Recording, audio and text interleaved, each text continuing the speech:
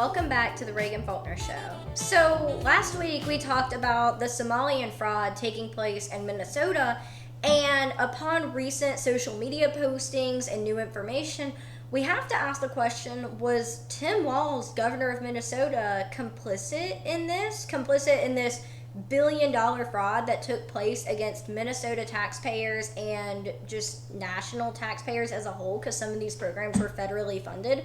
So what's been going on, what I'm talking about, so the 78th person in the Feeding Our Futures scandal he received new charges, and with that came more information about Tim Walz's potential impact on the fraud. So far, 58 people have been convicted. Over $1 billion in taxpayer funds, that being Minnesota taxpayers and national taxpayers, have been stolen from 3 specific separate scandals. We talked about the Feeding Our Future scandal and our Somali and autism scandal with those autism clinics. So those were 2 of the 3, and we talked about all that last week. So if you haven't watched that yet, go check it out. It provides a lot of context as to what we're talking about today. But we see President Trump cracking down on immigration. We see the ICE raids. We see him revoking the temporary protected status of the Somalians in Minnesota. We see him really after the Afghan attack of last week, the Afghan national attacking the 2 National Guardsmen, we see a really, really intense crackdown. So as Trump is cracking down on this, exposing rampant crime, exposing the abuses of government, and this fraud in Minnesota is getting a lot more media attention. And then you also have to look at Tim Walz. I mean, he's the governor of Minnesota and the former 2024 vice presidential candidate. So he has a lot that he needs to own up to as well if he was involved in this in any way. And that's really what's furthering this scandal, is his potential involvement, or at least knowledge and not stopping the fraud at an absolute minimum. So over 400 individuals working for the Minnesota Department of Human Services have come out against Tim Walz in a statement that they posted to X. And these aren't just individual whistleblowers or some vague claims of like, oh, I don't like Tim Walz, I think he was involved, or anything like that. This is an intense amount of people coming out as a united front against Tim Walz, all with the exact same statement. So the Minnesota Department of Human Services employee account on X, this is made up of about 480 employees, or I guess represents, not made up of, but it represents 480 employees within this department. It released a message claiming that Walz was fully and completely responsible for the fraud. I think the exact quote was, Tim Walz is 100% responsible for the fraud. And employees have come out claiming that not only is he responsible for it, but he was fully and completely aware of the fraud, of the waste, of the abuse, of exactly what was happening, of who was perpetuating this scandal, and he did nothing to stop it. And they said that these whistleblowers said that they had been saying this, that they'd been telling Tim Walz this since the start, which was an astonishing 5 years ago when this started. So potentially, Tim Walz could have known about this for almost 5 years. He could have known about this the entire time he was running for vice president, which was like a little over 100 days. So I guess it's pretty easy to keep a secret like this for a little over 100 days for a really just briefly put together really bad campaign. But you know, did he know about this while he was running? Was he keeping it hidden? Was he too distracted by his vice presidential aspirations to, you know, try to handle this situation that was going on in his home state? And even more astonishing, he's seeking his 3rd term. After all of this, after his failed vice presidential bid, after the just absolutely doomed Kamala Harris campaign, after everything that was exposed about him during the campaign, he's still trying to run. Even after this, he's still trying to run. But the whistleblowers have accused him of, quote, monitoring threats and repression. So they're accusing him of monitoring them, watching them. They didn't get specific, potentially monitoring social media or messaging, I would assume. Direct threats and repression. So trying to silence them or silence these allegations, these, them telling him what's going on. And I think it's really interesting. We look at the 2024 election cycle, and the Democrats really, really tried to push this image of the all-American man, and they wanted Tim Walz to be the front runner. They wanted to put Tim Walz as this picture-perfect all-American man. He's a Democrat, but he enjoys sports. He enjoys shooting. I'm sure you remember the embarrassing video of him trying to shoot his gun, and he just quite frankly had no clue what he was trying to do there. Him working on his car, they were like, look at Tim Walz, this masculine Democrat, picture perfect American, all this stuff. And nobody really fell for it. It was embarrassing. It was completely emasculating for Tim Walz. I actually do feel slightly sorry for him because it was just embarrassing. It made him look like a joke. But really, the crux of Tim Walz's failed bid at vice president, aside from Kamala Harris and just how badly she failed, was his sheer incompetence during the J.D. Vance debate. I mean, he just stared into the camera like a lost puppy. He had no clue what was happening. He ended up agreeing with J.D. Vance on probably more than any of the policies he argued against J.D. for. It wasn't even really a debate. It was J.D. presenting facts and Tim Walz being like, yeah, you're right. There was very little back and forth. And the memes the next day, the social media posts, the TikToks were just insane because he failed so badly. He could not stand on his own 2 feet against an adversary like that of J.D. Vance. We saw his pandering, just his sheer pandering, when he got dubbed Tampon Tim because he cowered down to radical gender ideology and advocated for putting tampons in the men's bathroom, which if somebody can leave a comment and explain to me how that makes sense, I would greatly appreciate it because I'm still not understanding anything about how that works.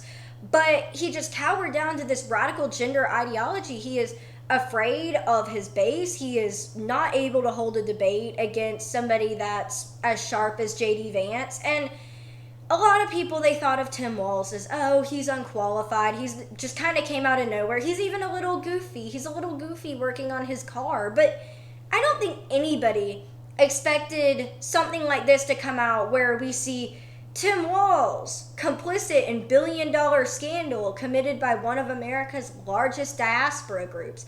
I don't think anybody expected to see that headline. Maybe him doing something else weird like the tampon situation, but committing billion-dollar fraud, or at least being complicit in it and not stopping it, is absolutely shocking, completely shocking for somebody like Tim Walz.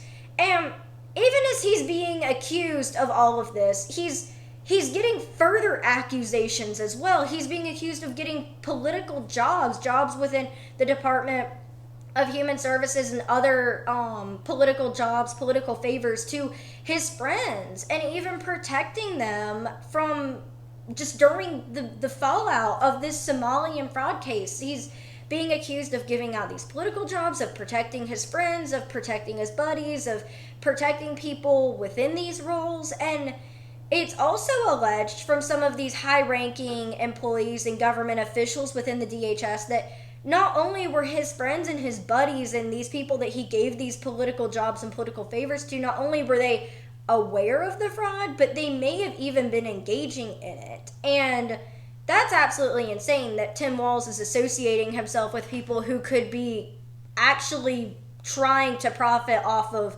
this billion-dollar scandal.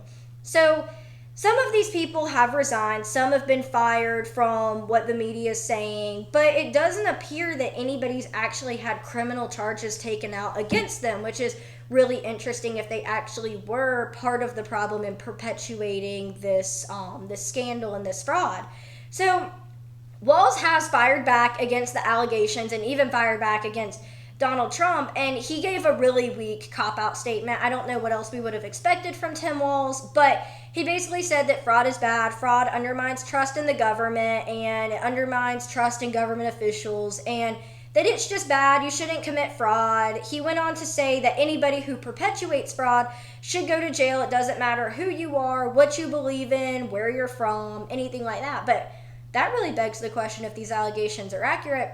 Is he going to stand by that for his friends or for other government officials? Does it really include everybody? Or is he just saying that to try to cop out of his knowledge of this and not stopping it. I guess we'll find out as more charges come out and as more people are brought in for questioning and as the investigation continues. But he also fired back against President Trump, like I said, and Trump's revocation of the temporary protected status of the Somalians, specifically in Minnesota. And he just said, oh, other people were involved too. You can't target this whole immigrant population because there were other people that were involved that weren't immigrants, that were regular old Americans. Again, is he talking about his friends? We don't know yet, but he was saying, oh, other people were involved too, so don't target this entire diaspora group that is really behind it. When you look at all the people that were charged and the 58 that have been convicted so far, like literally the majority of them, literally there's a list of names that has been posted online. They are almost all foreign. It is not like a 50-50 or a 75 American, 25 Somalian. It is an insane amount of the Somalians that have been involved. So while other people were involved and Tim Walz isn't exactly wrong, I guess, and the Somalians have also been offshoring the money to foreign terrorist groups. So I think that's really where Trump is revoking their temporary protected status. It's not just because, they are here as a service, as a gift, as a generosity of the Americans because their country's in turmoil and then they're stealing billions of dollars from taxpayers. So, that's one reason to revoke their TPS. But also, when you're sending U.S. taxpayer money to groups that hate us and want to destroy us, I think that's also reason to send you home. If you're in, think about being in high school. Go back to when you were in high school. If you're in high school now, think about if you went and did drugs on your high school trip.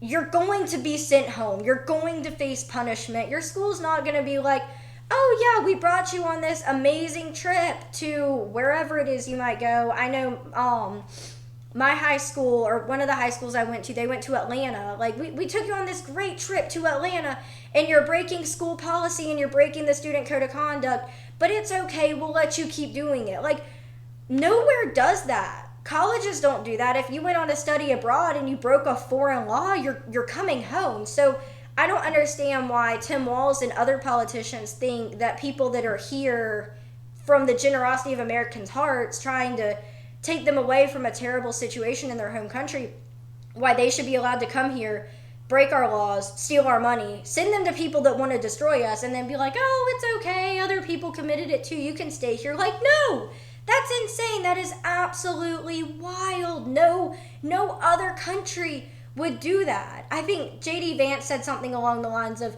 yes, our country, this is going, against the Democrats, the left, that says, well, we were built by immigrants, so we should keep immigrants. Well, J.D. said just because our country was, built by and helped by immigrants and immigration doesn't mean we need to have the dumbest immigration policies of all time.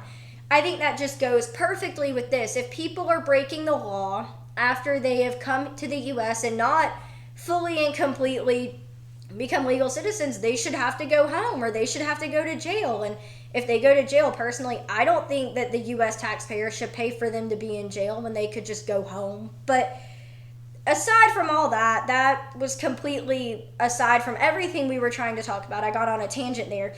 Tim Walz is again failing to see the complexity of the situation. He is choosing to play identity politics. He's choosing to side with the minority group. He's choosing to play the hand of empathy and, oh, we need to give them a second chance and all that, instead of actually taking responsibility for his part of the scandal and trying to solve the issue and prevent it from happening again.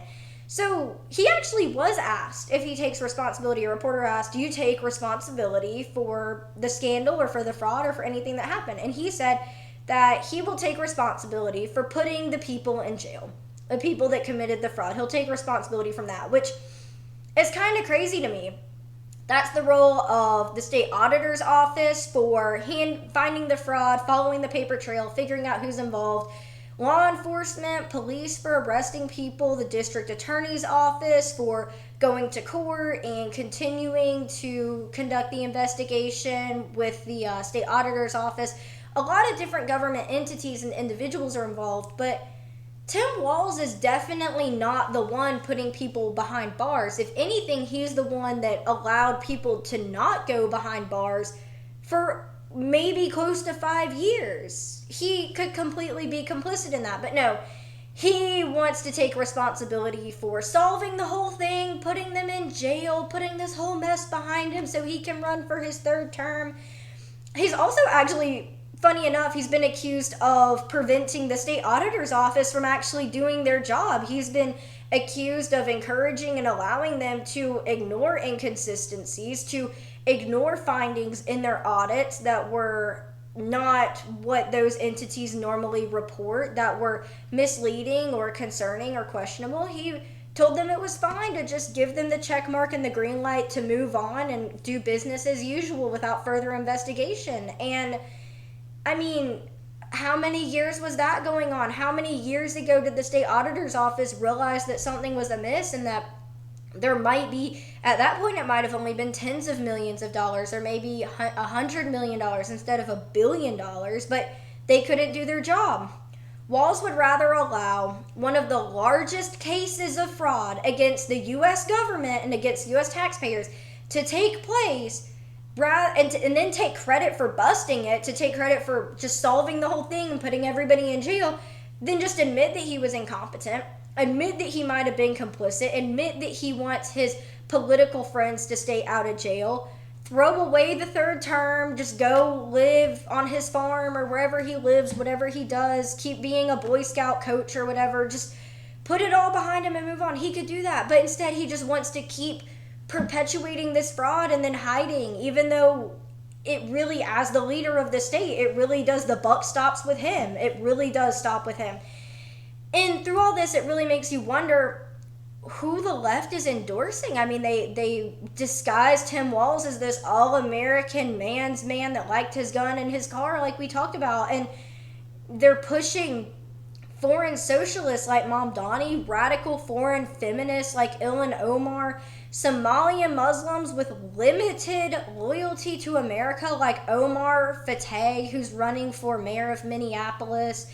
And then we have scandalous snakes like Tim Walz that are allowing fraud to fester. They're allowing money laundering. They're allowing money to be offshore to groups that literally want to destroy America. Like, who are they endorsing nowadays? Because we don't see just normal everyday people like JFK, just normal Democrats. We are seeing just absolutely radical, Marxist, socialist, Islamic, criminal individuals being endorsed by the Democratic Party and being platformed by them.